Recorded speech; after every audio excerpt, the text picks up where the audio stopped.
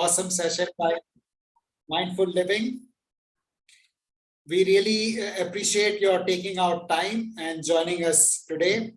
I promise you that we shall do our best to make this investment of time worth your while. How many of you would like to be more attractive? If you would like to be more attractive, please type A in the chat.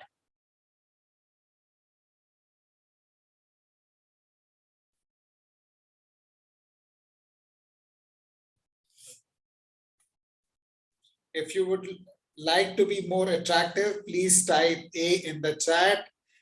Thank you, Sameer. Thank you, Himanshu. Thank you, Indra. Thank you, Thiru. Thank you. Let's see if there are more people who would like to be more attractive. Thank you, Anisha. Please keep typing in your answers. Also, please let me know if you would like to have better immunity. If you would like to improve your immunity, please type I in the chat box. Thank you, Sameer. And if you would like to improve your immunity and be more attractive, you can type IA also. That is also fine. Thank you, Himanshu. Thank you, Bella. Thank you, Sanjay. Thank you, everyone. How many of you would like to be more productive at your work? If you would like to be more productive at your work, please type P. And if you would like to look more attractive, have better immunity and be more productive, you can also type IAP. So whatever works for you, I, A or P, whatever. Thank you, Sameer. Thank you, Shweta. Really, really. If you would like to have better immunity, be more productive and be more attractive, then you are at the right place at the right time with the right people, my dear friends. And the answer to all these things is better quality of sleep, having good night's sleep. There is enough and more research that has been done that a good night's sleep helps us look more attractive. And that is why people used to refer to it as beauty sleep. In fact, there was a research done in Sweden where there was a group of young, healthy adults who were chosen to participate in this experiment.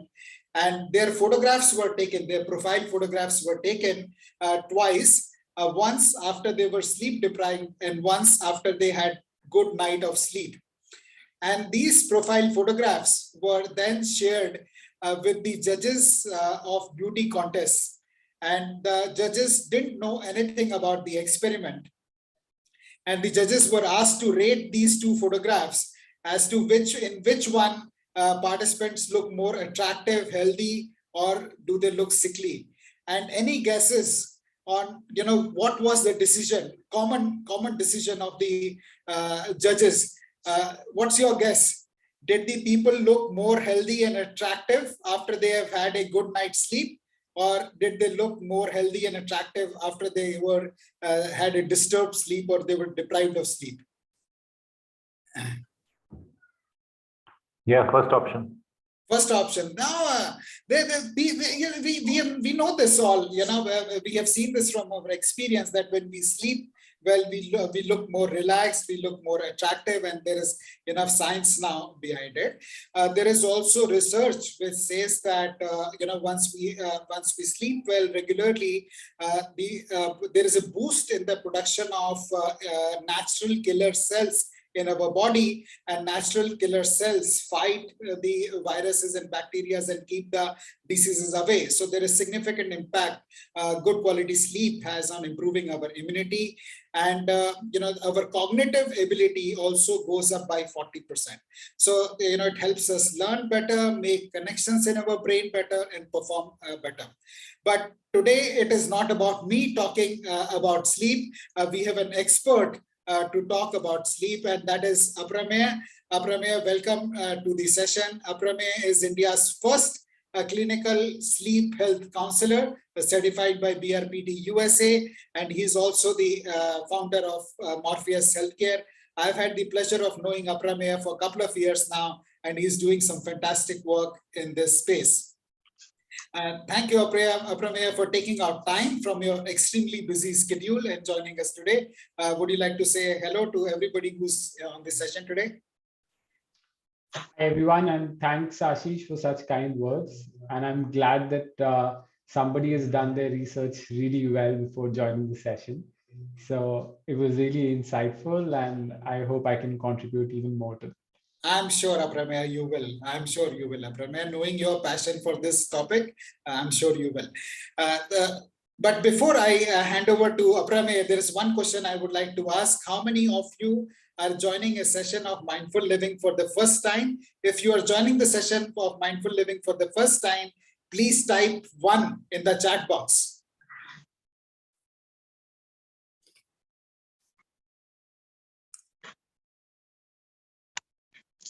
Thank you, Samir. Thank you, Himanshu. Thank you, Ninaji. Ninaji, you have attended many sessions. If you're attending the session for the first time, thank you, Ruben. Since there are a couple of people who are joining us for the first time, I'll take a couple of minutes to introduce myself. My name is Ashish and I am the founder of Mindful Living. I started Mindful Living in 2018. Prior to starting Mindful Living, I worked in corporate sector in senior management roles for over 25 years. And my mission of founding Mindful Living was to assist 1 million working professionals live healthier, happier, and wealthier lives. We have conducted over 250 sessions for leading corporates in India on application of mindfulness at workplace. And these include corporations like Tata Group, Aditya Birla Group, IBM, Microsoft, EXL, Hero Group, Schneider, Signify, Swiggy, CII, and many others. We are humbled to be able to make a difference in the lives of working professionals. Sometime in April last year, I was approached by a group of friends, my classmates from school, to conduct a session on mindfulness for them because there was so much stress with the onset of COVID on how mindfulness can help them. And that was when we started doing sessions outside corporate. And over the last 1.5 years, that group of 10 friends who started meeting once in a week has grown to be a vibrant community of over 1,300 people. So we connect every weekend. These sessions are complimentary, and the only objective we have is to promote application of mindfulness to become healthier, happier, and wealthier. And the theme for the month of November is health. And so last week we had a session on health that is available on our YouTube link. You can go and check that out. We will be sharing. Ashmita, could you share the link to our YouTube channel? And the session next week is also on nutrition and health. And there are 3 pillars of good health. The 2 common ones that we often understand and talk about are diet and exercise. But the 3rd pillar of health, which is very highly underrated. Can you guess what is the 3rd pillar of health, which has equal or more impact on the quality of our health? What is that 3rd pillar of health?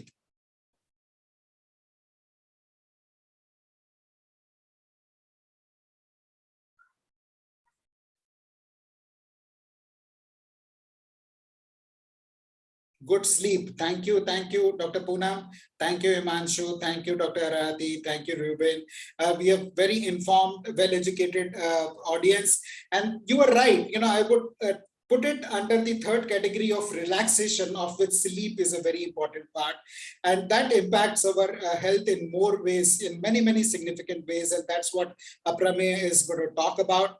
So on that note, I'd like to invite Aprameya to share with us about how sleep impacts our health, what is good quality sleep, how to diagnose poor sleep, and he has got very rich content coming up for you, friends. So welcome, Aprameya, once again, and over to you. Aprameya, you're on mute.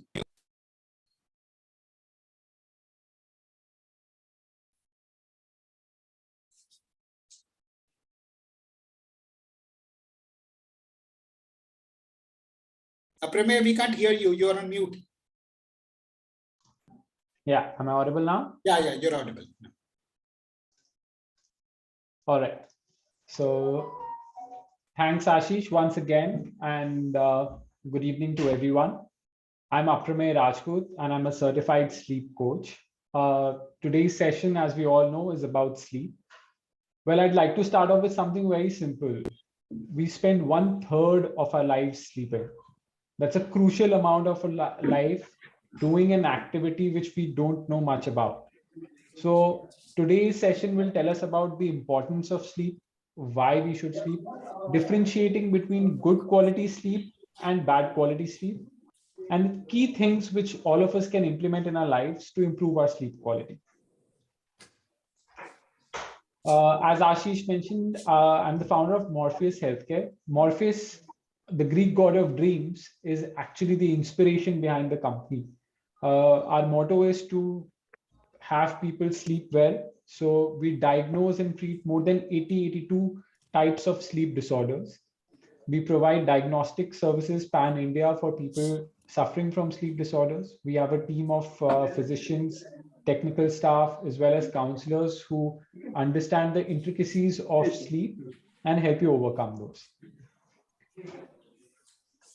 So sleep, what's the big deal anyway, right?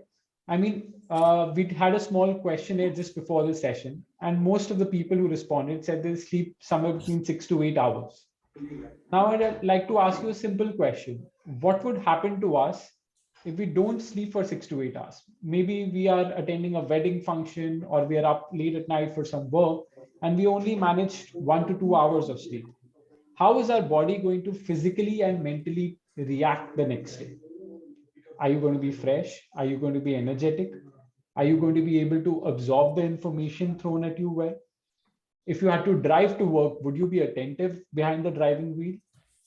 If you had to eat food, would you be eating the same way as you would otherwise on normal days? If you had to have a heated argument or discussion with somebody, would you have an emotional outburst or would you react calmly? All of these things actually are related to our quality of sleep. Sleep, as we know, has many functions. So Ashish rightly pointed about the beauty aspect of it. Yes, of course. I mean, if your skin needs to look well, the skin cells need to regenerate, then good quality sleep is essential. He spoke about immunity in overcoming illnesses. I mean, we've all known as a child, right? Our parents, whenever we were sick, whenever we were running some temperature, they would ask us to sleep a little bit more. In fact, our bodies demand more sleep when we are trying to recover, which is the body's own mechanism, own way to sort of overcome that illness, because a lot of the immune cells of our body are actually reproducing during sleep and fighting the infection during sleep. Then Ashish also spoke about the memory aspect and cognitive behavior aspect. Well, if think of it this way, our mind is like a computer. Now, if I keep throwing a lot of processes, a lot of applications on a computer and I don't switch it off, I keep running those applications non-stop, day in, day out, what is going to happen? It's going to overheat, right? It's going to stop working at that pace. It's going to become sluggish and eventually it's going to shut down. So our mind is in a similar manner. So think of the mind as a sponge, an empty sponge. So an empty sponge will absorb water. Water in this case is information. So the more information you feed to the mind, the more easy it is for it to absorb it. But sleep is like a reset cycle. So each time your body goes into a stage of sleep, the body or the mind processes that information, stores it into the hard disk. So the hard disk of our body is the memory cells, which is storing all the information, helping us recollect events or situations from the past. If we skip the sleep element, the mind is already full of all of this clutter and it's difficult for it to absorb more information. So if we need to be productive at work, if we need to know what we are supposed to do today, if we need to recall certain knowledge, certain information, what we've learned in the past, we need to sleep well. Appetite. Now, interestingly, the same questionnaire which we had earlier, only 4 respondents out of 47 actually had symptoms of good quality sleep. And I was sharing this with Ashish just before the session started, that all 4 of them had a good BMI. It's no surprise that people with poor quality sleep are either undernourished or obese. Why? Because metabolism is directly associated with sleep. The poorer your sleep quality is, the more difficult it is for the body to metabolize the food, absorb the food, take in the nutrients, and of course, run its day-to-day functions. So obesity, appetite, all of these things are actually linked to sleep as well. Few other things I've mentioned, I'm going to quickly overcome those, which is basically your stress. Now, stress is actually measured by a hormone known as cortisol. So the higher, and this maybe I'm going to cover this later in the conversation, but higher the stress levels, higher the cortisol levels, more difficult it becomes for you to fall asleep. But more you sleep, lower will your stress levels be. So as we sleep for 6-8 hours, the stress levels of our body come down. So how many times have you probably had a very difficult challenge, let's say at 9 p.m. or 10 p.m., a problem you're not able to overcome. And people usually say, let me sleep over it. You know what does sleep over it really mean? It really means to restore the ability of that brain to overcome that problem. You see, all the activities which we did during the day actually puts our brain in a very stressed environment or situation by the end of the night, by the end of the evening. Now, when we allow the brain to sleep for 6-8 hours, it's fresher, it's active, it's working better. At that point of time, it's easier for us to solve those problems. So if anytime we are stressed, rather than sorting those problems in the middle of the night, we should think about going the next day and starting fresh once again. How much sleep do I need? This is one of the most commonest questions I get. A newborn baby, as we know, sleeps for 18 hours, 20 hours, even more. As we grow older, our requirement of sleep goes down. But healthy adults, somewhere after their teens to about mid-60s, sleep somewhere between 6 to 8 hours. Now, does this mean that it is a must for us to sleep for 6 to 8 hours? No. In fact, since most of you are in the corporate world, you might have even seen some YouTube videos, some motivational quotes or speeches by some of the experts in the world. They say that, hey, Jeff Bezos sleeps for only 4 hours. Hey, Mark Zuckerberg gets up at 5 a.m. in the morning, or whatever. And we think that in order to be rich, in order to be successful, in order to do well in our careers, to be healthy, sleep is something which we can compromise about, because there are only 24 hours. We need to do maximum number of things in those 24-hour window to get the best out of our body. Well, let me tell you that this is a myth. Compromising on your sleep is the biggest mistake you can make. And there would be no successful person in the history of humanity who has not had good sleep. I'm pretty sure Albert Einstein used to get his good 6 to 7, 8 hours of sleep as well. And that's why he did wonders in the world too. So there would be certain exceptions. There would be people who would require only 4 hours, 4.5 hours of sleep. There'll be people who maybe sleep for 10 hours too. They are just made differently. They are just processed differently. But it's important for each one of us to listen to our body. What happens to us when we wake up in the morning? Do we feel fresh? Do we feel energetic? Are we able to motor throughout the day, do our activities without feeling the need to take a nap, without having to take 2 or 3 cups of coffee? If we are able to perform all our activities during the day and catch up with the adequate amount of sleep which we think is sufficient for us, then that is what works for you. So there is no hard number, but on an average, it's between 6 and 8, and it can be customized as per your need. Quality over quantity. Now, it is a known fact, getting 2 hours of good quality sleep is better than having 8 hours of average sleep. Now, oftentimes we talk about good quality food. Hey, the food needs to be made of organic, it should be an organic produce. It should be free from pesticides, all of those things. It should be rich in vitamins, minerals. None of us have stale food, right? For folks who are in New Delhi these days, they talk about good quality air. like the pollution's really bad, it's bad for our lungs, we need to breathe good quality air.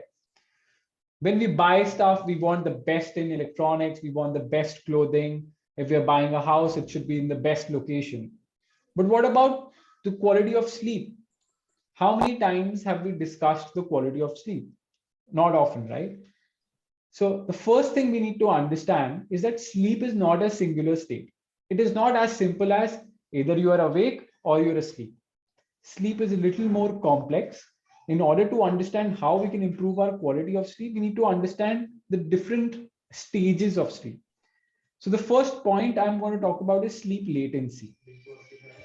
Now, the point at which we decide to hit the bed, turn off the light, put our quilt on, and go to sleep, that is known as lights off. And the first instant where our body drifts into sleep is known as sleep onset. The time between the time we actually switch off the lights to what we would sleep at is known as sleep latency. So on an average, adults take 10 to 20 minutes to fall asleep. That means once your lights are off, you're in bed, it takes you somewhere between 10 to 20 minutes to fall asleep. Now, if you are falling asleep in a flash, now there'll be some of you who just lie in bed, switch off the light, and don't even realize that they're asleep, which means that the latency is too short. What that simply means is your body is sleep deprived. Your body is already in a state of sleep debt. It's asking you to fall asleep quickly. It just cannot wait for you to fall asleep. So too short a sleep latency are signs of being sleep deprived. The flip side of it is delayed sleep onset. There are people who would lie in bed, keep tossing and turning, sometimes pick up their phones, scroll, watch some Instagram reels, maybe get up, try counting 1 to 100. Some people recite the Gayatri Mantra, do all sorts of things in bed, hoping, thinking, hey, I want to sleep. Think about what clothes they're going to wear in the morning, what things need to be packed for the children for breakfast in the morning. So these people sometimes stay awake for an hour, hour and a half, maybe 2 hours in bed. So this is delayed sleep onset, which is a bigger problem to sort out as well, because it basically means that your mind is not ready for you to fall asleep. Your mind does not want you to sleep at that time. How we can fix that, we'll come to it later. Second point I want to discuss about is sleep architecture. Now, like I said, sleep has different levels. There is superficial sleep, wherein you've just fallen asleep. Within the first 5 to 10 minutes, you're in a state of transient sleep. If somebody wakes you up, then you'll tell them, hey, I was just lying down, I wasn't even asleep yet. So it's that transient stage between wakefulness and being asleep. Then we move on to something known as light sleep, where our body tends to get relaxed. We are asleep, but we may be moving a bit, our mind may be slightly active. And if we wake up in light sleep, we feel slightly better, but we're not as refreshed as we'd like to. The other two stages of sleep are what I've mentioned below, are deep sleep and REM sleep. Now, deep sleep is the stage where, what burglars actually take advantage of. They come into your house, they'll make slight noise, they'll steal all your possessions and go, and you'll not even realize. Now, I hope that doesn't happen to any one of us. But yes, deep sleep is the stage where we do not hear any surrounding noises. We are absolutely still physically, we're not making any movements. Our muscles are completely relaxed and hence recovering. Our mind is in a stage of delta wave activity, which is the brain activity, shows that the mind is trying to process all the information. It's relaxing, it's unwinding throughout the day. This is the stage which is very important for us to have physical rest. So, if you have those aches and pains, sores, injuries, or if you're a person who's into health and fitness, who's worked out and done really a lot of work in the gym today, if you want to see those gains the next day, you need to have good quality deep sleep.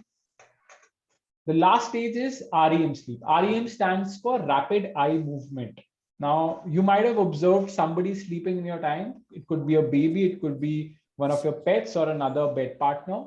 We notice that there are certain stages where the eyes are actually rapidly moving when the person is asleep. This is a typical stage where we are dreaming.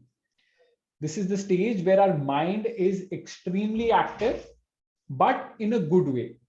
When I say active, it means it is amalgamating all the thoughts, all our subconscious thoughts, and the information we've thrown at it. It's storing it into our memory banks. It is helping us to improve our mood, our cognition, our behavior. If we do not get good REM sleep, we are going to be agitated, anxious, stressed the next day. It's easier for us to pick fights. So this is REM sleep.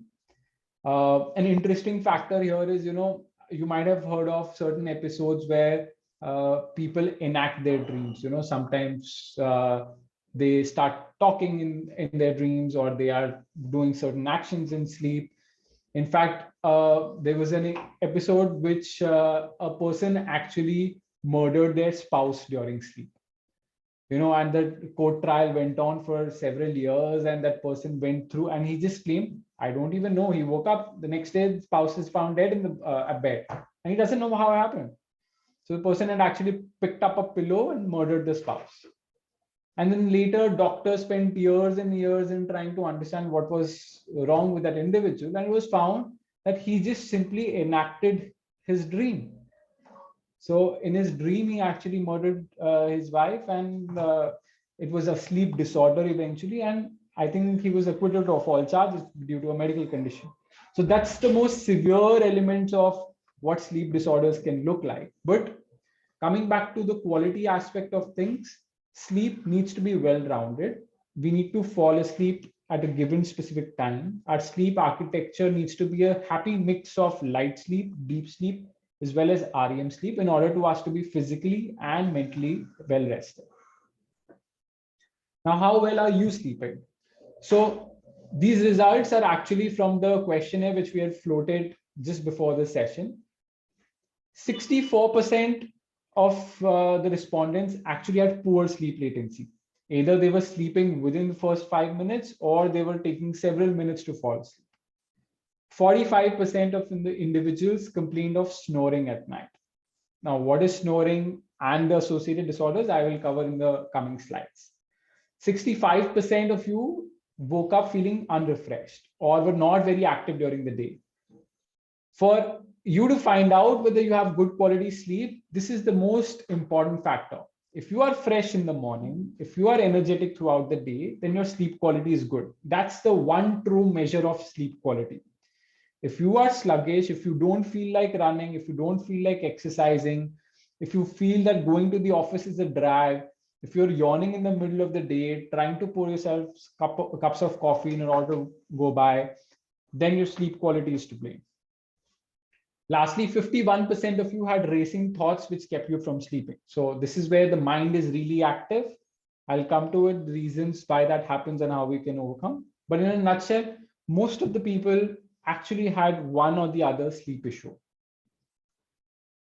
Now, why do you have poor sleep quality? So these are the top 4 reasons. The number one reason is the easiest to fix, which I'm assuming everybody who's attending the session is going to fix as of today. This is not physiological. This is not genetic. This is just something which we have not understood, and hence we are doing wrong in our day-to-day lives, which is poor sleep hygiene. So when we come to poor sleep hygiene, we need to understand 2 key aspects to sleep. What are we doing when we are awake, and what are we doing before bedtime? This is what determines how you sleep. You see, the body has an innate requirement to sleep. Your body wants you to sleep for a definite number of hours. But if I want to sleep at 10 p.m. and wake up at 6 a.m. in the morning, how does my body know that it is 10 a.m. and 10 p.m. and how does it know that at 10 p.m. I must fall asleep? How does the body know that at 6 a.m. I need to wake up? Well, there's a clock in our body, and we simply need to tune that clock to our actual clock which we're wearing. So the clock in our body is called the circadian clock. It responds to sunlight amongst various other factors.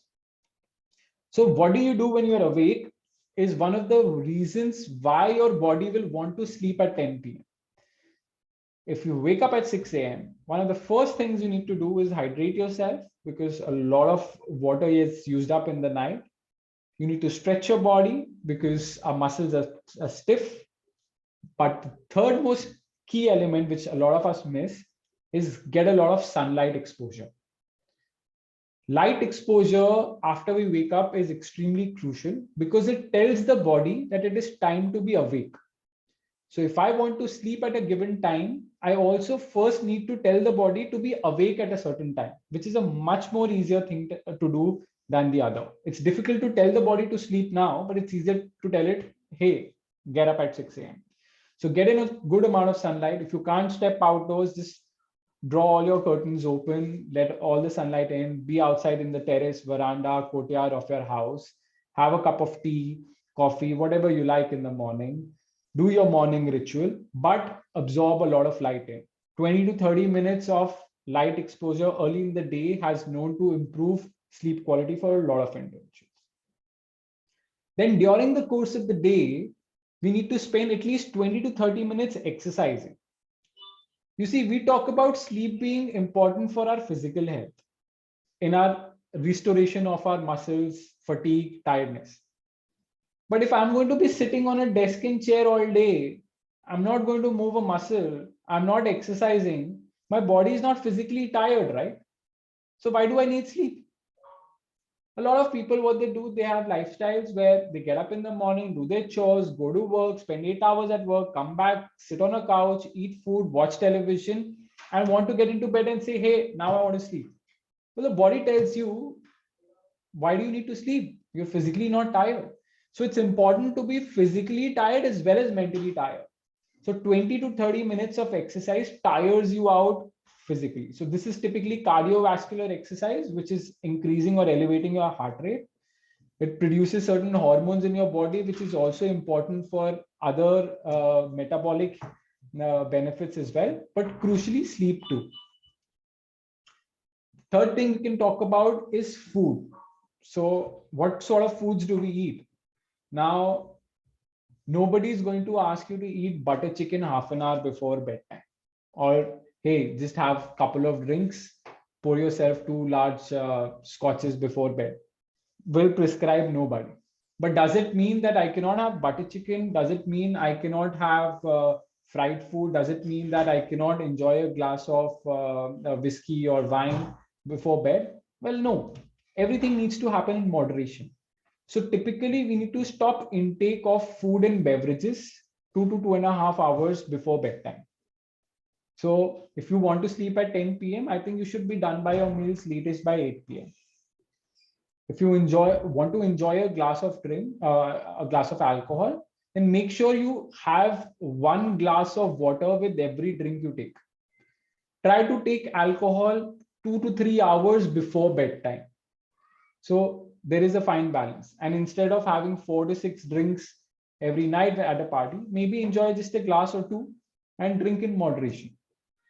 So eating and drinking with certain amount of control, getting good sunlight exposure, being active during the daytime tires you out physically, tires you out mentally, you're doing the right things and your body is there. The second aspect is, what do you do just before bedtime? Now, this is a switch. So now 10 p.m. I want to fall asleep, right?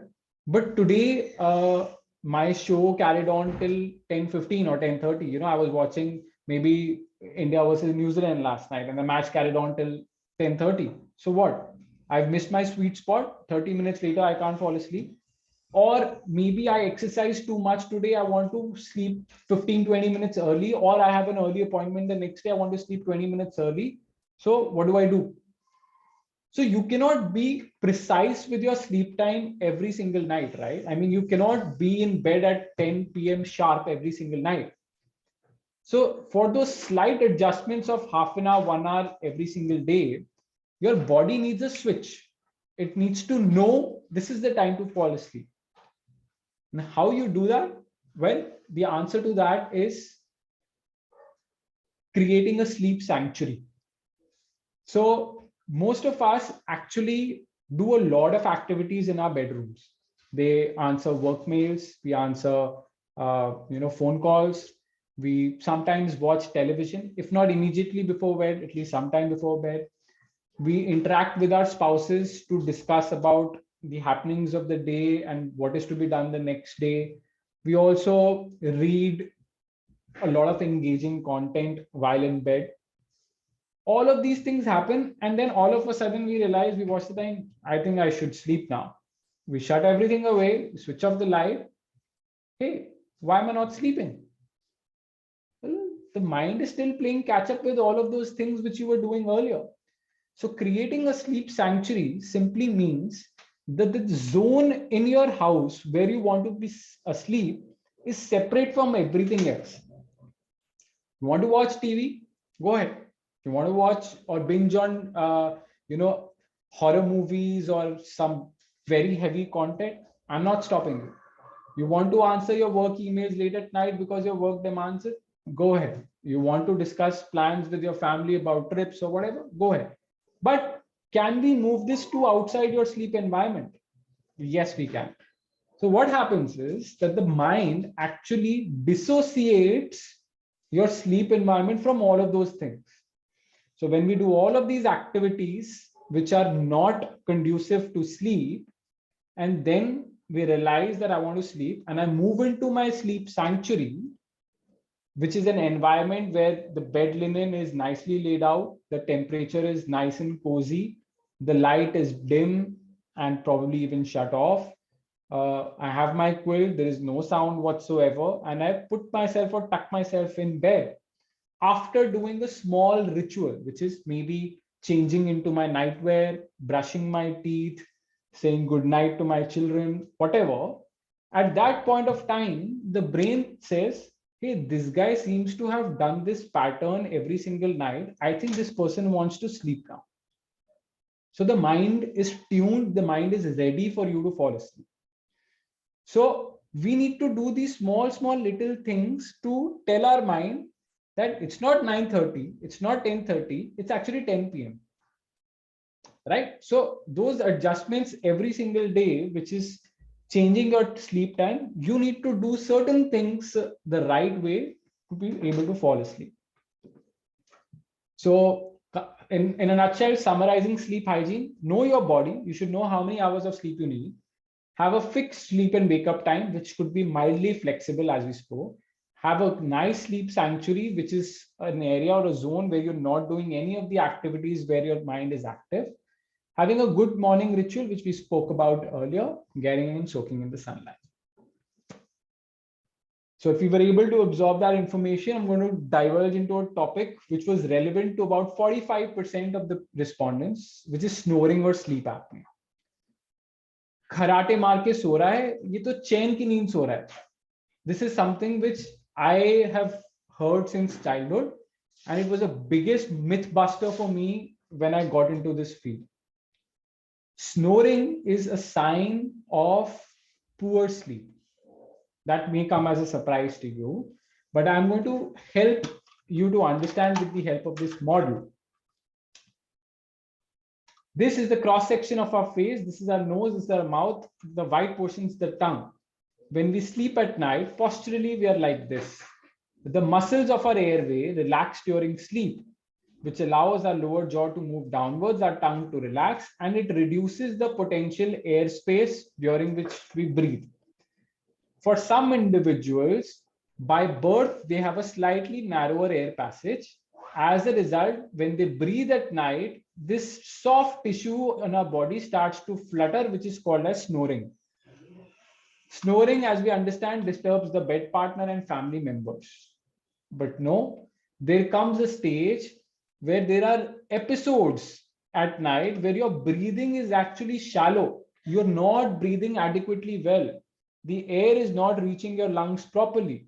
And snoring is your body telling you that your breathing is not proper. So certain individuals will have episodes at night known as apneas, where their breathing is stopping, their oxygen levels are going down, and as a result, their mind stays in superficial sleep, light sleep. It never goes into deep sleep or REM sleep. Every time the body wants to go into deeper sleep, the airways choke down, the oxygen levels goes down, and it alerts the mind. When I say it alerts the mind, it does not mean that the person who's sleeping realizes this problem. He simply sleeps through it, but wakes up feeling unrefreshed. This person would have a dry mouth because he's trying to swallow the air in. This person will wake up once or twice to use the restroom. He will be tired, fatigued during the daytime. In a boring meeting or a conference or behind a passenger seat, sometimes in extreme cases while driving, this person may fall asleep. And this person has a history of loud snoring. So this problem of sleep apnea is actually a genetic and a physiological problem. If any of you relate to these symptoms or know of family members who relate to these symptoms, you can reach out to me individually. I will share my details at the end of the session, and we can certainly help these people out. Thirdly, insomnia. It's the inability to fall asleep.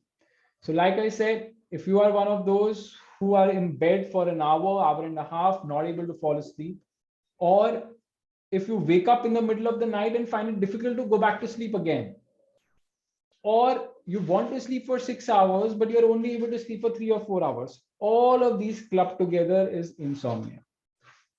Insomnia is a little more complex to treat. It could be due to poor sleep hygiene. It could be when somebody has dealt with an emotional blow, have something turbulent has happened in their life, which has led to insomnia. It could also be due to a physical pain, which is due to another problem. So again, if insomnia is a condition which you relate with, you could reach out. We can understand the core reason why your body is not able to sleep for the adequate number of hours or maintain good quality sleep and try and help you out. Lastly, stress. So this is a topic I touched upon in the beginning of the session. Less sleep equals more stress, or more stress causes less sleep. Which one do you think is right? Actually, it's both of them. Like I said, the cortisol levels are reduced during sleep. So our body's ability to fight stress happens during sleep. And the flip side is also true. If we are very stressed out, the cortisol levels are extremely high. It's a stage where we find it very difficult to fall asleep. So higher amount of stress will reduce your sleep time too. How we deal with stress is through therapies. So as part of our treatment protocols, we have certain brainwave stimulation techniques. We use music therapy amongst other to help people cope with stress if that is the prime reason for your inability to fall asleep. With this, I would like to end my session, and I'm open for any questions. I hope some of you have shared that in the chat window as well, which we can take up. Ashish, over to you. Yeah, thank you, Aprameya, for sharing such awesome insights. I hope it has really benefited the people.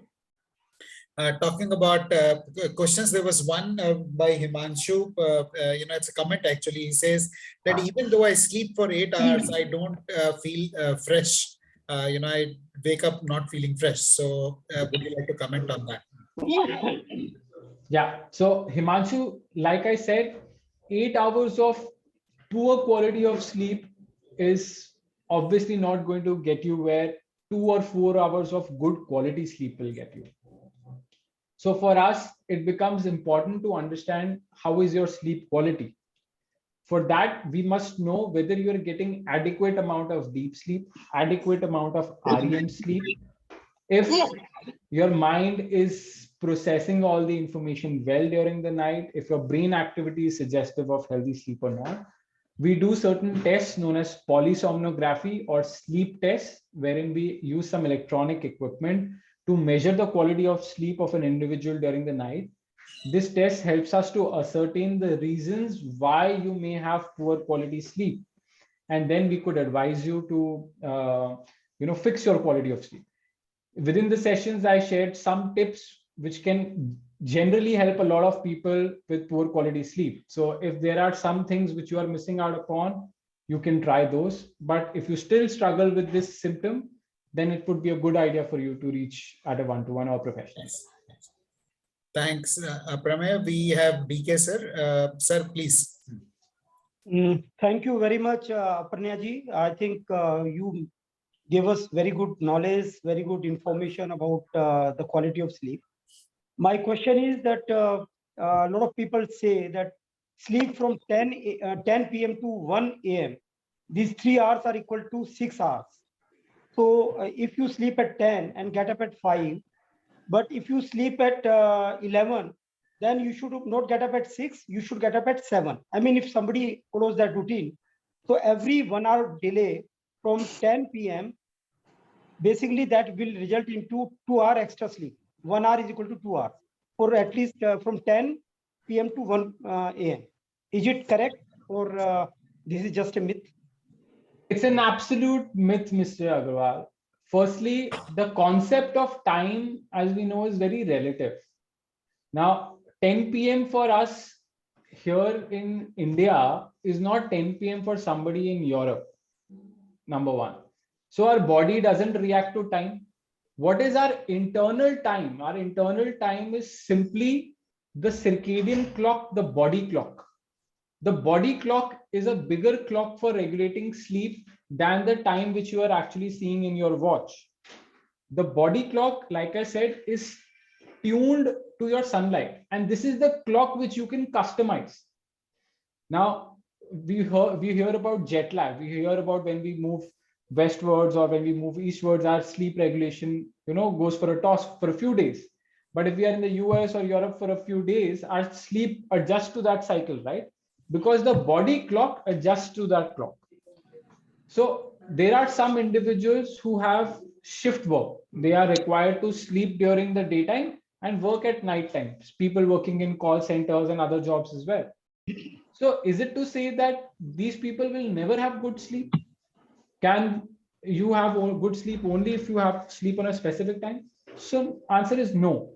All of us, given our work arrangements, given what our work or family life demands of us, can customize our sleep time. So the only question which is specific to each one of us is how many hours of sleep do I need? So personally, I need 8 hours of sleep. You, on the other hand, may feel fresh with 6 hours alone.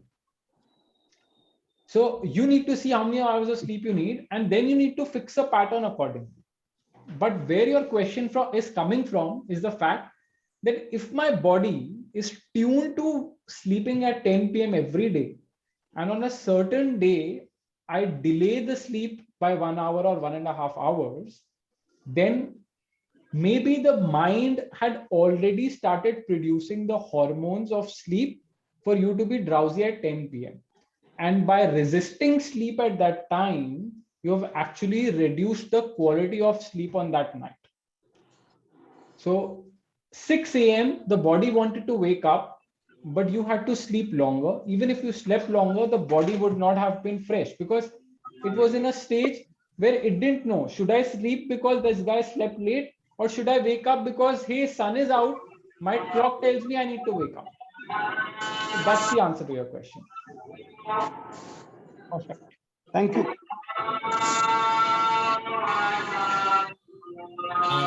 May I request people to put themselves on mute in case you are not asking questions? Ashish, you're on mute.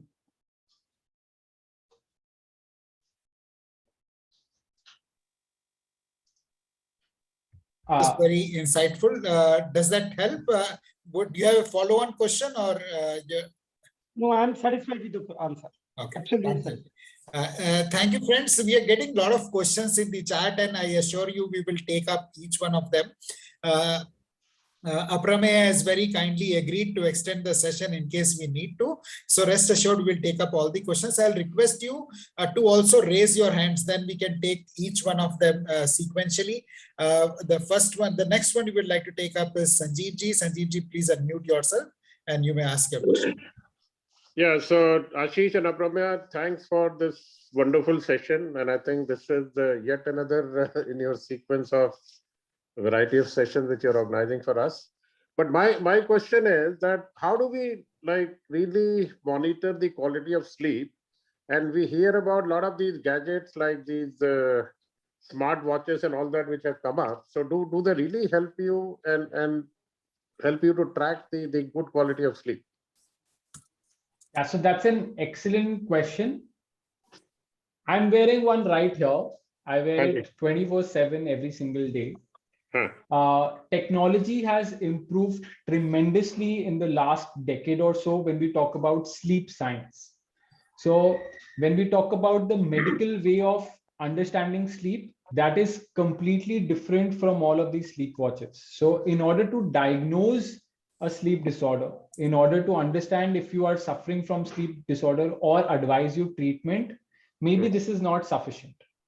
But at a very basic level, if you want to see how many hours of sleep you got, whether you had distribution of deep sleep or REM sleep or light sleep, or how many times you woke up at night, and to measure the quality of rest you achieved through that, the devices of today, some of the good ones I know of is Garmin. So Garmin has done a really good job with measuring sleep quality. So you can use some of their trackers. There are some devices which can be put underneath the mattress. There's an Indian company by the name of Dozy. They sell a product on Amazon too. So it's a small gadget which comes underneath your mattress. It's measuring different parameters to look at your sleep quality.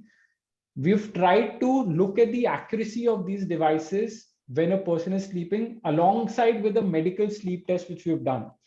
I've even worked with some of these companies to see the efficacy of these devices.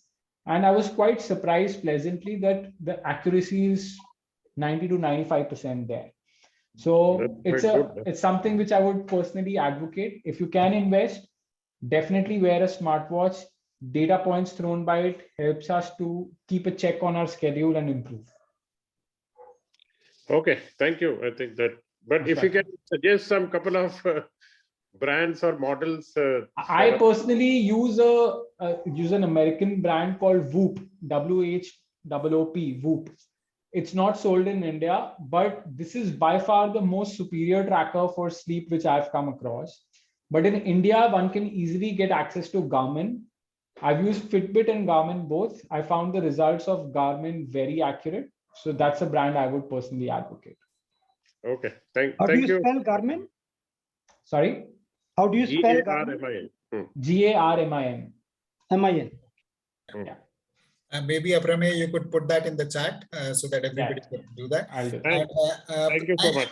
Friends, I understand there is very active interest, and we will stay on to take all your questions, but we also are mindful of the fact that people have other commitments. So some of you may need to leave at 6. Hence, I'll request Ashmita to share the feedback form. We would like to have your feedback. This feedback will take less than a minute. So please fill out the feedback form and let us type FD, feedback done, in the chat box once you have filled out the feedback form. Your feedback helps us in improving ourselves. So we will request you to take a minute. We'll pause the session for a minute so that you can fill out the feedback form and let us know. While you are filling out the feedback form, I would like to update that our session next week is on nutrition. And in December, we are doing a series of sessions on application of wisdom from ancient scriptures to contemporary, modern day lives. So we will be taking up Bhagavad Gita, application of Bhagavad Gita in our modern day.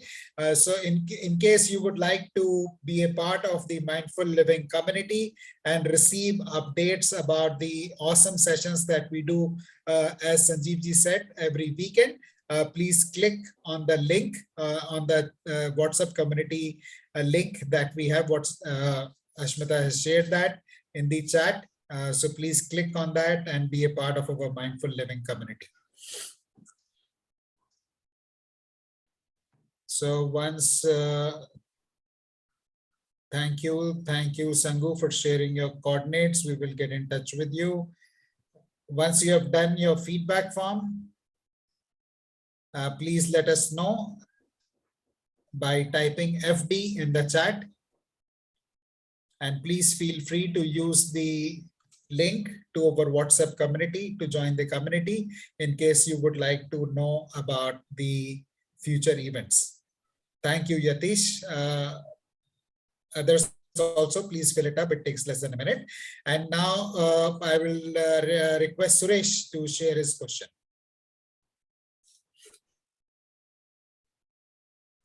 Suresh, please unmute yourself and share your question. Good evening. Yeah. Good evening. Thanks. Wonderful session. See, I have a couple of questions. One is it was a revealing factor that we thought snoring is actually deep sleep. So that was actually a myth. So now I can understand that it is actually a incomplete or not a deep sleep, right, sir? That's correct. Okay. Second thing is, I used to sleep like a log actually. 8 hours of non-solid sleep. Off late, maybe in the last 1 year, sometime around 2:30 or 3 or something 3:34, I wake up for restroom usage. Now, is it due to physiology aspect, or when you touch age of 50 or something like that, it happens, or it's mix of both?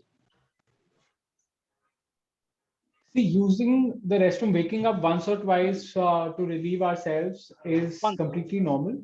As Okay. we age, especially in men, it could be because of prostate, it could be because of diabetes, or it could simply be a quality of sleep being disrupted, or a phase of cycle being disrupted, and feeling the need to relieve ourselves. So it's not something to be worried about as long as it's once or twice. If it exceeds, if it's 2-3 times or even more, then generic health checkup would come in first before we look at the sleep factor of things. Okay. The other interesting last question is, when I come back from that, I take a lot of time to sleep because raising thoughts, I have to move my side this side that side. That's where the interesting aspect is. Immediately I don't get sleep. Correct. So one of the key things is actually light exposure again here. If we switch on the lights in our bathroom or while we're going to the washroom, right? And that even the slightest amount of light exposure can actually turn on certain hormones in our body which say that is it time to wake up. And if it's becoming a pattern for you that you're waking up at 3 or 3:30 every single day, or roughly around that time to relieve yourself, and then the same thing happens, the longer this pattern proceeds, your body will start splitting the sleep cycle into two, which is before 3:30 or the time where you fall asleep, and after the time when you've fallen asleep again. So it's important that you don't let this pattern sort of creep in. Few things which you can do here is, of course, using night lamps, which are typically red lights, which you can keep around the floor of your bedroom or around your bathroom, and sort of switch them on when you need them to. Try to avoid bright light, white light, especially if you're waking up in the middle of the night. Secondly, in certain cases, we also ask people to change their sleep timings a bit. So in order for you to overcome this, so what we might want you to do is try to deprive yourself of sleep for an hour or two. But this is something which needs to be controlled by a sleep counselor.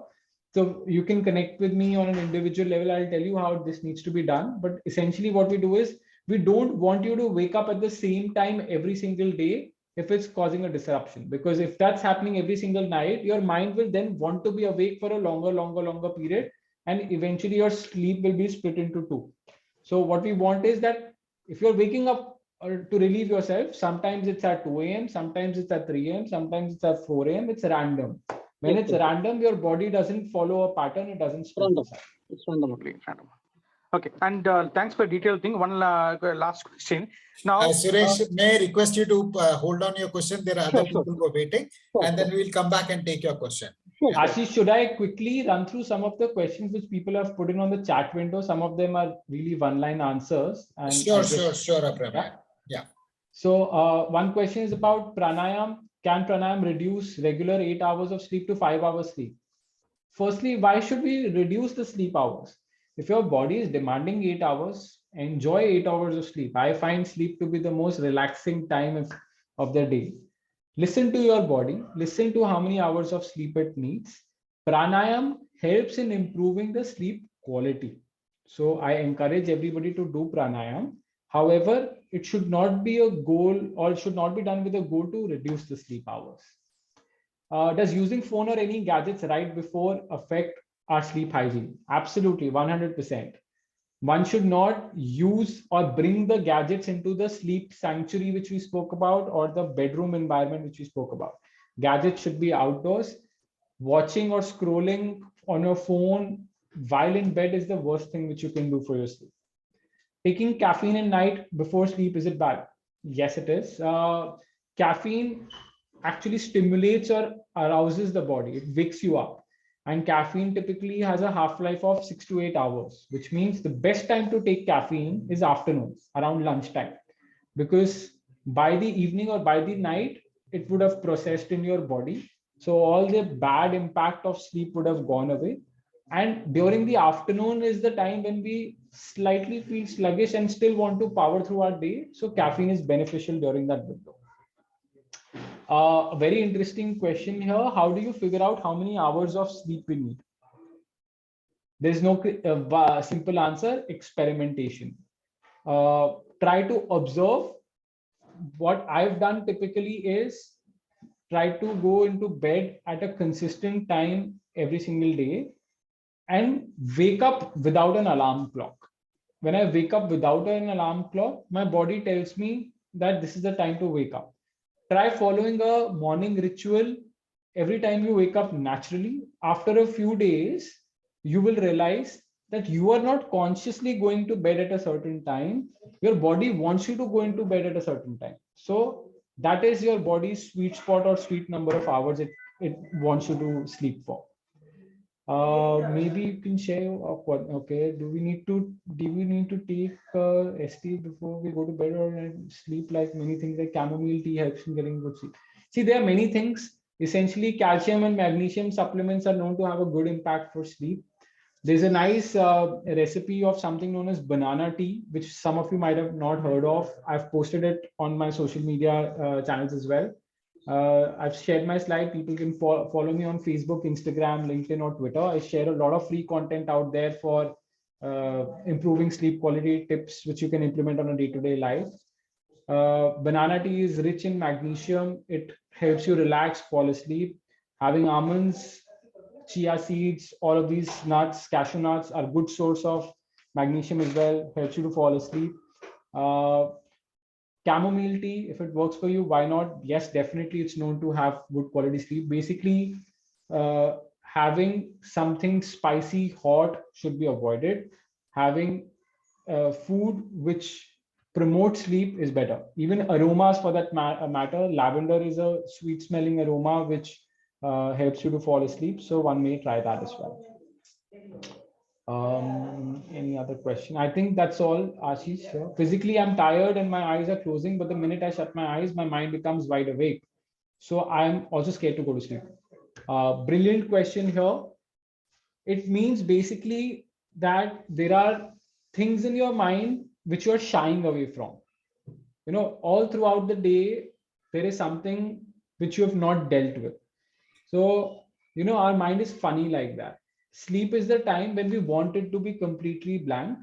But let's say you are worried about an argument with someone or some financial trouble or any other thing for that matter. But subconsciously, if you're shirking away from it, hiding away from it, keeping it aside, when you are in bed, when you are trying to fall asleep, it will creep up upon you. So it's important for us to realize that the problems, the issues, the challenges of life are not going to magically go away, and we cannot shut our eyes or close our eyes and hide from it. A good practice for you to do is tackle it head front. So if you want to sleep at 10 p.m. or 11 p.m., half an hour before bedtime, take some time out and journal your thoughts. So this could be outside your sleep environment, but think about all the things which you want to do, your goals, your ambitions, the challenges, anything which is worrying you, pen it down, type it on a smartphone, whatever works for you, but deal with it. Once you've dealt with or accepted or acknowledged or put the thoughts out there, no surprises can creep onto you. So डरने की बात ही खत्म हो गई. जो भी चीजें हमें तंग कर रही थी, which we were worried about, you've already put them out before they could come to you. So that's the best way to do it. Is it possible for a patient of mental health to train to sleep well without meds? Yes and no. Depends upon what the condition is. If it is most sleep therapy or CBT programs which we do need a person to be intelligent. It needs a person to be able to comprehend the information which we're throwing at them. So if you want to deal without medication, person needs to understand what we are trying to say. So depending upon the mental health, whether they're able to accept or absorb the information, we may or may not be able to solve that problem. What are your inputs on taking haldi milk as per Ayurveda for good sleep? Yes, I think warm haldi milk is excellent for the same. Does taking coffee will destroy? Absolutely, I've answered that already. Listening to music during sleep affect the sleep hygiene? Yes and no. What sort of music are we talking about? If it's Badshah's rap, then probably not a good idea. If it's loud rock music, metal music, maybe not a good idea. If it's something which you want to sing along, maybe not a good idea as well, because we are trying to think about the lyrics, remember the lyrics, and sing the lyrics alongside with. If it's just music which is calming you down, lowering your heart rate, relaxing you, go for it. Definitely works wonders. My circadian rhythm is 30 hours instead of 24 hours. Plus, I also have delayed sleep phase syndrome. Any solution for me? Another specific problem, yes, it can be sorted out. Light exposure is the most important aspect for you. The control of the circadian clock is driven by light.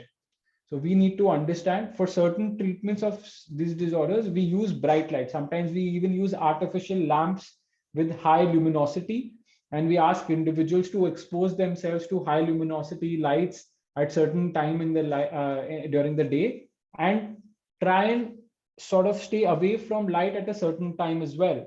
So we will try to put the room completely dim lights, try to avoid screen time. If you want to see screen time late in the evening, maybe use blue light filter glasses. Certain other techniques as well, we can connect individually to answer those questions. Please see my question just before pranayam question. Okay. May I request you to post your question again? That will be helpful. And Aprame, I understand there is a lot of interest and we appreciate that, and we would like to answer all the questions as I mentioned earlier. However, keeping in view the, we have run over time. So allow me a minute to close the session, and absolutely closing the session does not mean that we are stopping. We are there with everybody. It's just that those who would need to leave because they have other time commitments can leave, and those who have queries, please stay back. So I would like to formally thank everybody for taking out time and joining the sessions and being very participative and sharing excellent questions. Thank you, Aprame, for taking out time. I know how busy you are, so really appreciate it. You're handling the questions very masterfully. You're like a master sharing. So this shows the depth and breadth of work that you have done in this area. Really appreciate that, and we are thankful to you. Like we mentioned earlier, those who are joining us for the first time and would like to be part of our community, please put out your phone number on the chat and we will reach out to you. Alternatively, you can click our link of the Mindful Living WhatsApp community that we shared, and you can be a part of the community. So thank you, everybody. Those of you who have other commitments and would like to leave, you can leave. You can still catch up the recording of the session on our YouTube channel or on our Facebook page. We are social, we are there we have got our website, LinkedIn, we are on LinkedIn, we are on Facebook, so you can connect with us and, you can catch the recording of the session there.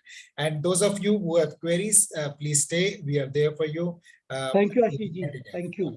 Thank you. Thank you, sir. Thank you very much. Yes, Indra. Yeah. Yes, thank you so much, Ashish. And thank you very much, Aprameya, for a wonderful session. It's really been fabulous and really enlightening. I had one more set of questions, so if I may just list them. One is it good to use pillow or pillows for sleeping? Another is, how does breathing through the mouth impact sleep? I'm sorry, should I just list down my questions? Is that okay with you? Yeah. Okay. And if you've had years or even days of sleep deprivation, how long does it take for recovery? These are my 3 questions. So just to recap, pillow, mouth breathing, and recovery. Thank you. Great. Thanks so much, ma'am, and really interesting questions. So regarding your first query about pillows, again, it's very individualistic in nature. In fact, if we talk about pillows, we should also talk about sleep postures. So how should one sleep in bed? Should we sleep on our back, on our sides, or the other way around? The best way to sleep is either on the back or on the sides. The worst position of sleep is with our head on the pillow, or our belly on the pillow, which is known as prone position. Some people have a habit of using 2 pillows where they prop up the head a lot. So who are these people? They are people with breathing difficulties who are having shallow breathing at night. They like to keep their head elevated. So people suffering from sleep apnea, which we spoke about earlier, may benefit with elevating your head at night. But those people who are not suffering from sleep apnea, elevating your neck may cause certain long-term spinal cord issues. So it's not a good practice. One should use memory foam pillows. I think they are excellent choice, because obviously it caters to the pressure which your head or your neck is throwing while you are lying down. It's also a good habit to put a pillow between your legs, especially when you're sleeping on your side. So you may want to put a pillow in between your legs, and you want to sleep sideways. In fact, for pregnant women also, sleeping sideways is advisable. They can also have their legs slightly curled up and put a pillow in between while sleeping. So depending upon your conditions, you can actually customize that a bit. Your second question was about sleep deprivation, right? Yes. So our body has a very good ability to recover well. Okay, so I think years of sleep deprivation actually means an underlying issue or insomnia. So breaking that down may take a few weeks, but typically we see results in 3 to 6 weeks for people suffering from chronic insomnia. When I say chronic insomnia, that means they're not getting adequate hours of sleep, waking up too often, or lying down in bed for way too many hours. However, if let's say you've had a short trip where you've gone for a function or whatever, and for 3-4 nights you did not get the ability to get good quality sleep, then bang, 4th or 5th night, within 2 days you will catch up on that lost sleep. So it doesn't work mathematically. Like if you've missed out on 3 hours of sleep for 30 days, that means 90 hours of sleep is lost, and then I need to catch up on 90 lost sleep hours. It doesn't actually work like that. Our body is in a state of being well rested physically and mentally, or it is tired physically and mentally. So when we are completely exhausted, we need slightly more number of hours to recover and be at our best. So at that point of time, for a person who has come up with a short-term sleep debt or a long-term sleep debt, may need a few extra hours for a couple of days to recover, but that's about it. Great. And what's the third question, if I may ask again? Mouth breathing. Mouth breathing, yeah. So mouth breathing is actually causes your throat to be very dry. So it leads to a cyclical effect. Your throat becomes dry. You get up, take a drink of water. It puts you to a state where you want to go relieve yourself then. And then when you relieve yourself, you've lost fluids again. So you sip some more water, and then the whole cycle repeats. So generally, we see that people whose mouth becomes very dry, they tend to drink more water and hence relieve themselves more often, which is basically more number of awakenings at night, which can never be good for your sleep quality. So nasal breathing is anyways directly related to better sleep. You may be breathing through your mouth because you're not getting adequate air from the nose, or because of an allergy or a sinus or an infection, your nose is blocked. So for either of those cases, if it's an interim while issue, which is because of an illness or a congested nose, then maybe your sleep would be slightly compromised. For a long-term cause, you may reach out to a professional for sorting it out. Sure. Thank you. Thank you so much. Thank you, Indra. Those were very good questions. And Daniel, are you there? We missed taking your question earlier. In case you're there, you could go ahead. and then we will come to Anisha. No, the question has already been answered Okay. through thank the chat. Thank you. Okay, thank you, Daniel. Anisha, please unmute yourself and share your question. Yeah, hi, mine is also answered. It's answered in the box, message box. Okay, all right. So let's check the chat. Is there any question which is there on the chat which has not been answered? I think there's one which has come up now. I have a question. So a very Please quick go question. ahead. Yes, please. Thank you. You know, the last 2 years have transformed many lives, and you know, it has disrupted for the better or for the worse for many people. And we have lost, you know, some of our loved ones, etc., etc. So within the family, for example, my wife has had anxiety issues which has led to sleeplessness. However, in my case, as a corporate professional, the disruption and transformation has led to a lot of excitement, you know, and I can see myself very excited at the possibilities. And that excitement, I think, does excitement. You talked about stress, which is, but it could also be adrenaline and pumping away, and you know, and then you wish you had more time to do many other things. So does that lead to sleeplessness? Because I am sleepless, and I wake up very early in the morning and can't go back to sleep. Yeah, very rightly pointed out, Sabine. So yes, high amounts of adrenaline is slightly different from high amounts of cortisol, and high amount of adrenaline, which is, you know, your fight, flight, fright response of the body, is actually not going to be conducive for sleep as well. So if you're excited, energetic, I don't see that to be a problem. You know, I mean, it's good to be positively energized and excited. No, but a good thing. Yeah, but sometimes also, you know, you excited, you're waiting for a result to happen. It might go either way, and so you're pretty keyed up. So I just would say that it's important for you to channelize those energies at the right time during the day. So for example, even if we talk about exercise, so a good workout session actually pumps us up, and you know, we're all energized after that. Or if it's especially somebody who plays a lot of sports, so which is important. By exercising close to your bedtime is obviously not going to be good for sleep as well. In your case as well, I feel physically probably tiring yourself out or channelizing some of the thoughts in your mind at a time way before your bedtime should put you in a state of being calmer in bed. And the second thing which I could probably suggest for you is, if that's the state of mind you're in, you may need to find out certain activities. You know, we talk about the bedtime ritual. So in your case, the bedtime ritual becomes extremely important. So for 20 to 30 minutes before your desired bedtime, you need to be doing certain set of activities repeatedly every single night, which has an exactly opposite impact of your state of excitement or your happiness or whatever, being curious about work, if I can put it rightly. So those activities could be meditating, it could be listening to music, it could be chanting, it could be journaling. Sorry? Is reading good? Yes, light reading, wonderful. So those activities which sort of, wherein you feel, you know, how does one get to know that they're getting calmer? So you would find that your breathing becomes shallow. In fact, pranayam is also that, getting a grasp of your breathing.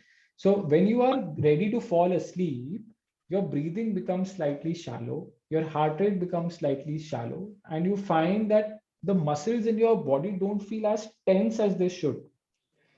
If you still struggle with this, we can also teach you certain techniques where you can actually breathe the right way, relax your muscles the right way, in order for you to be calm and be ready to get into bed. Got it. Understood. Thank you. Thank you, Samir. That was a very good question. I think many people would have issues similar to the one that you mentioned. That was helpful. Can I ask one doubt? I mean, yes. Sanjay here, Sanjay. Yes, Sanjay. I mean, if others are completed, if others are there, I will. We have Sanjeev and Suresh who have asked questions earlier. So I would give you one at least, Sanjay, before we go on to Sanjeev and Suresh. Okay, sir. Thank you. Yeah, it was a very nice, session. At least sleep, it's one of those things which we ignore. And so one is as Aprameya said that to acclimatize, to know how much you require a sleep for 6 to 8 hours or whatever adjustment you have to make. He said that you have to continue that routine for some time. But how many days or weeks we should do in average to know that that is the kind of sleep you require? Is it personally this thing? Because usually I take about 8 hours sleep I require all days. Only thing is my time varies actually. Sometimes it is 10:30, sometimes it could as swing as 11:30, 12 also, depending upon work or whatever it is. So my sleeping time, the time at which I go to bed, that varies from 10:30 to 12. But generally I see that I require 8 hours of sleep. So how do I know that whether it is 8 hour fixed or only? So to answer your question, I am a firm advocate of having a fixed wake up time. One cannot control their sleep time that much because every single day brings with its own set of challenges and desires, which may cause us to sleep early or late. But we can try to get up at the same time every single day. So having the morning ritual tunes your circadian clock to that wake up time. Until your mind is tuned to that circadian clock and wakes you up at that same time every single day, you may use the help of an alarm clock. So to basically summarize, if your wake up time is 7 a.m., then at 7 a.m., your body needs to wake up despite of you having gone to bed at 11:30 or 12 or 10:30. It will wake you up at 7 a.m. for a brief instant. If you've slept very late, you will feel like यार थोड़ा और सो लेता हूँ. But वो 7 बजे एक indication body जरूर देती है, and that indication comes from that internal clock. Second thing is consistency. You see what will happen if you sleep if let's say your body needs 7 hours of sleep. If you're sleeping for 6 hours, 5 hours throughout the week, and Saturday, Sunday being a holiday, आपने afternoon में 2-2 घंटे के nap ले लिया. So what you have done is you've caught up on your sleep debt. But that's still not a healthy practice, because if people are having to compensate, how you know that am I getting good hours of sleep? Simply put, are you compensating for lost hours anytime during the weekend or holiday or whenever you get an opportunity? If the answer is yes, then you are not sleeping enough, which means that if on a Sunday you're enjoying a 2-hour nap, which you're not taking on a weekday, why the hell does your body want you to sleep for 2 hours on a Sunday? Why not be active on a Sunday? So if it is asking you to sleep for 2 hours on Sunday, that means the sleeping hours during the week were a little low. So that's the body trying to talk you through that. So those are the signs one needs to look at when trying to figure out how many hours of sleep they need.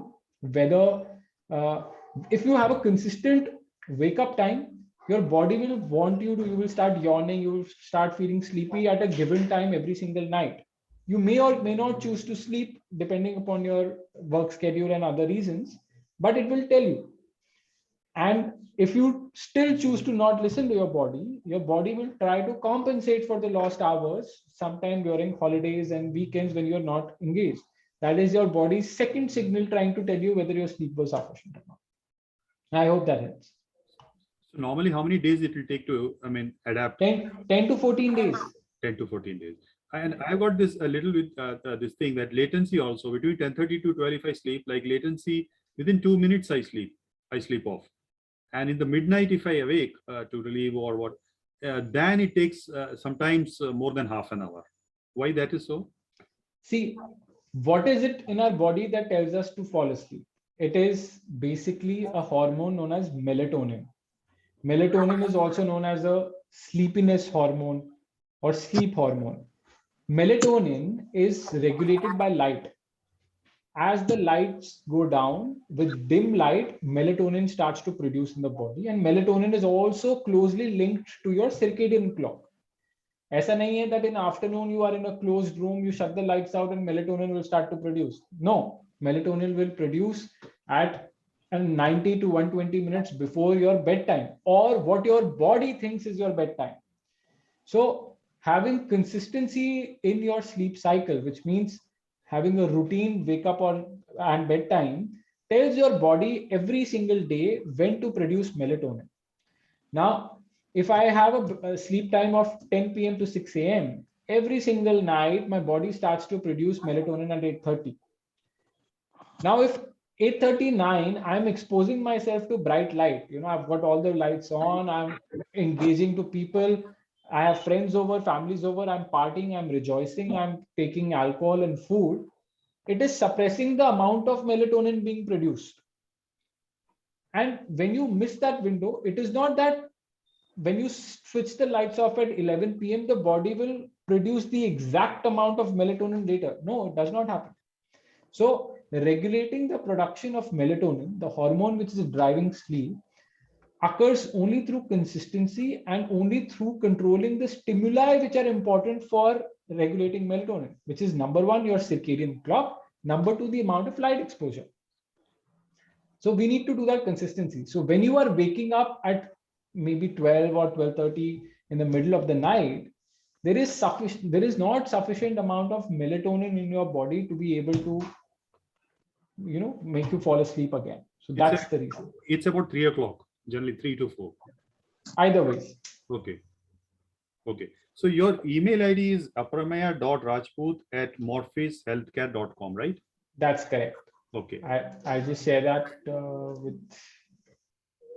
And Pramay, there is a question in the chat that is there any special offer on your online consultation for people who have attended the session today? My consultation fees is very nominal. I'm sure most of them will be happy to pay it. To be honest with you, one-to-one consults is something which I do very rarely. I think sleep is an issue which needs to be educated and talked about, and a lot of awareness can be brought about the topic by speaking to larger forums. So if only for issues, we can have a chat anytime. In fact, the first call, I've shared my number for a very basic call. I'm available on that number. People can reach out to me on call directly.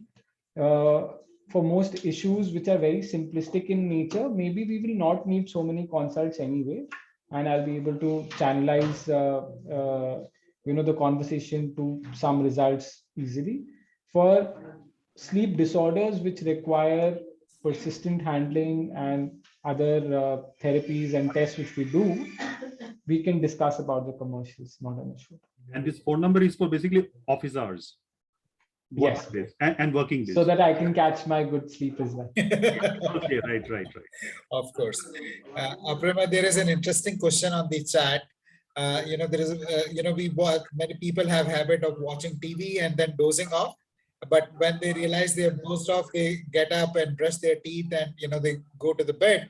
And in the process of all this, their sleep goes away and they're wide awake. So how does one handle this? So basically, if they're falling sleepy on the sofa, it means that the body wants to sleep much sooner than they are planning to sleep.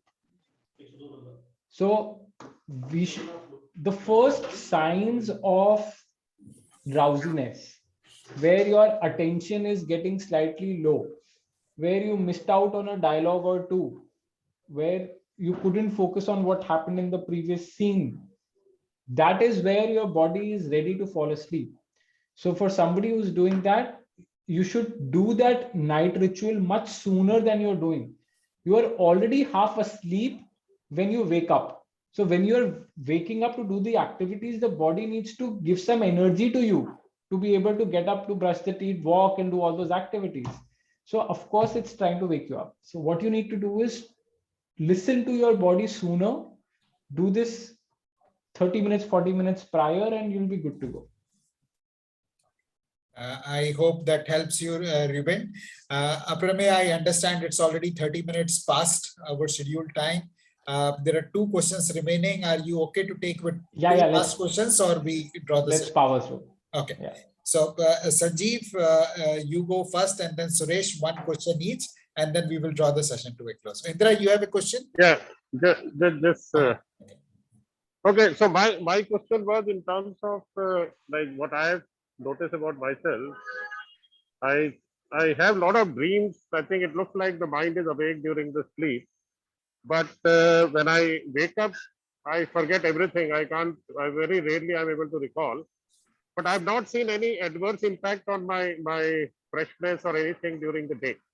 So is that normal, or is there anything to be Great worried question. about? For this to understand, we need to understand that dreams are of 2 types. There are dreams which we are in control of. They happen during the early hours of morning. They are called as lucid dreams, where we can almost imagine what's happening. We can even direct the dreams like a script. Some of you may have had such dreams as well, wherein you're doing something where you're in a situation and you want certain changes in the dream, and you can actually do that. Lucid dreams is a stage of superficial sleep, which doesn't reflect good quality sleep at all.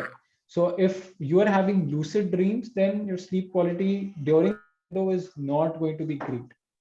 Secondly, 98% of our dreams we will never remember. You will be surprised to know that 25% of the time at night we sleep is actually spent dreaming, which means you are dreaming for at least 2 hours every night. So remembering 2 hours worth of dreams is impossible for human beings. Most human beings remember only 1 to 2% of their dreams, which is completely normal. Certain individuals remember more number of dreams. Certain individuals don't remember their dreams at all. Science has still not figured out the reason why that happens.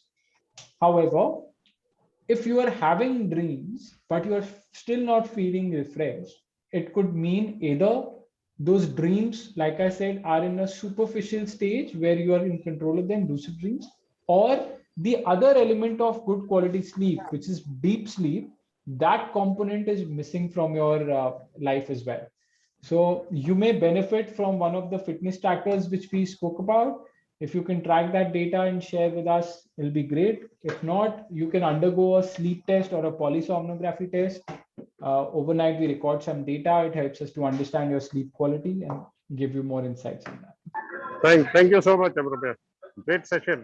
Thanks a lot. Thank you, Thank you, thank you, sir. Sanjeev ji. Yes, Suresh, last. Yeah, thanks for the opportunity once again. Your mobile number is not in the chat. Will you be reposting it again? I'll share it. Okay. Yeah. And yeah, the question was, what is the most effective tip to wake up charged and also to avoid unnecessary thoughts, unproductive thoughts, which wake us awake in the middle of the morning or something? I think to not have any thoughts during the night, like I said earlier, journaling is the best thing you can do.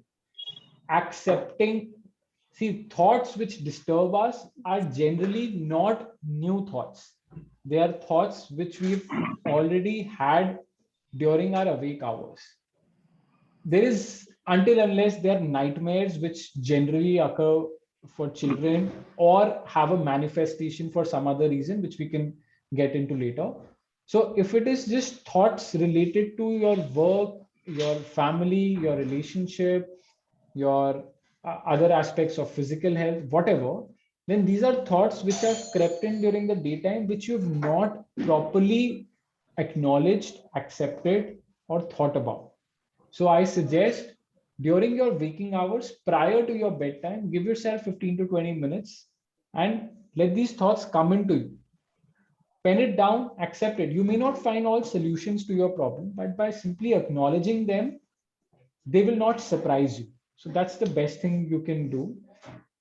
Single most tip which I can give for you for good quality sleep is having a sleep sanctuary. I think people do more number of things in their bed than they should do. So wise man said bed should be reserved only for sleep and sex, nothing else. So if you are reading, if you are watching TV, if you are on your laptop, or even thinking in bed for that matter, you're doing something wrong. So you need to dissociate from all the other things which you do and reserve your bedroom for sleeping. That is the single best tip which I can give you.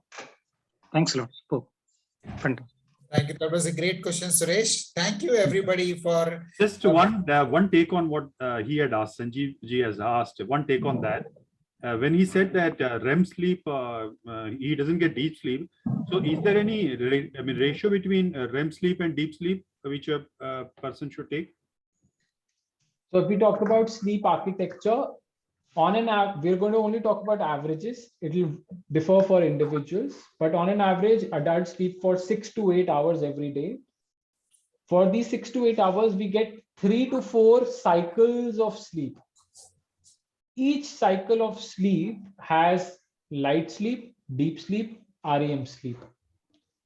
Each cycle of sleep is for 90 to 120 minutes. If we cumulate all the cycles of sleep during the night, then we should spend roughly 30% of the night in deep sleep, 25% of the night in REM sleep, and 40 to 45% of the time in light sleep. That's considered a healthy mix in a medical manner. Okay, thank you very much. Thank you. Most welcome. Very useful. thank you, everyone, for joining us. Thank you, Aprameya, for patiently answering the questions.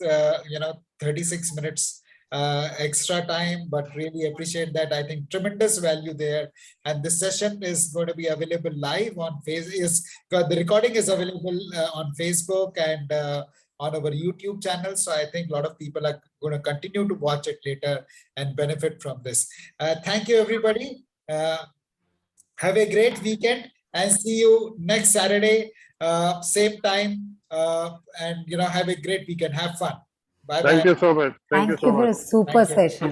Thanks, Ashish, for being a lovely host. Thanks, everyone. Thank you. Fantastic session. Yes, thank you, Ashish ji, and thank you, Aprameya ji. Thank Thank you. Thank you, everybody. Thank you. Thank you. Thank you so much. Thank you. Thank you.